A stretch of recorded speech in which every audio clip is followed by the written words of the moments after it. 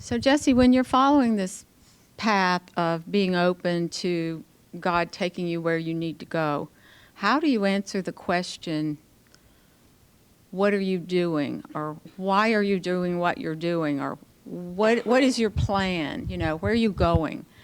I get that question a lot. You know, what are you doing these days and what are you working on? And if you can't say, I'm going to open my own business in what? If you don't know, then they seem to think you have no purpose. That's a very, very, how many people have been asked, what your plan? What you gonna do? How you gonna get there?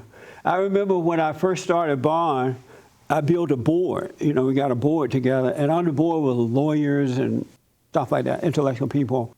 And we would sit in these board meetings, and they would ask me, what's your plan?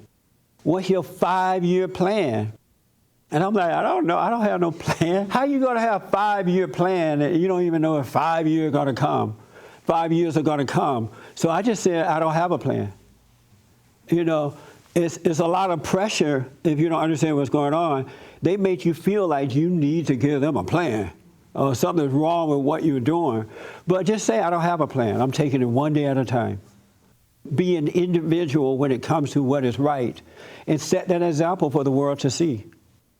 I have never written, I don't know what God will have me to do until it's happening, you know, until I find myself doing it, and then that's fine. And He's going to help you in all kinds of ways. He'll bring people to you. You'll find yourself in right situations. The only thing you need to be concerned about is living that first step. Just do it, take it one day at a time, and resist all this temptation to have great plans, and that'll drive you nuts. Because tomorrow is not promised to us. So just say, I don't have a plan. I'm taking it one day at a time. And then if you want to go to the bank and get money, they say, well, you got to have a plan. Just make up stuff. Put down what everybody else put.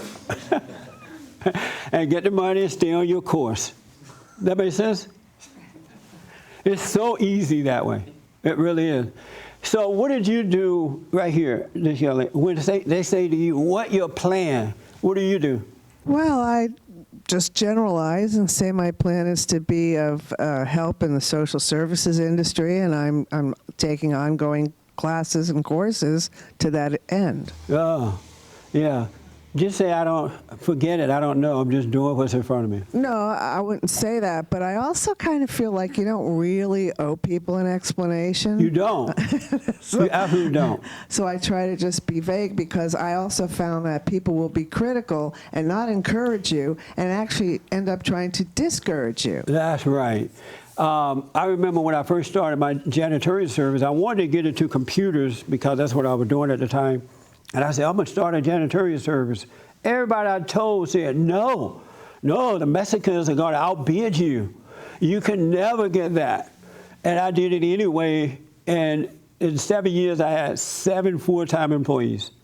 And then Bond came about. And so I said, well, I'm going to sell my business. They're like, no, nobody want to buy a janitorial service.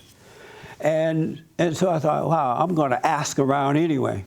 So I asked around, and I got a couple of people who wanted to buy it. So I split it, the contracts, and sold it to 2 different people. And I made back as much or more money I had put in 7 years. Yeah, that's what I'm talking about. You get discouragement and people throwing all kinds of things at you. What makes you think you're qualified? Right. Oh, there's too much competition. And, you know, always negative input. So I've learned I'd rather not tell people what my plans are. That's right, because if you see first the right way, get rid of that anger, then things will become clear to you.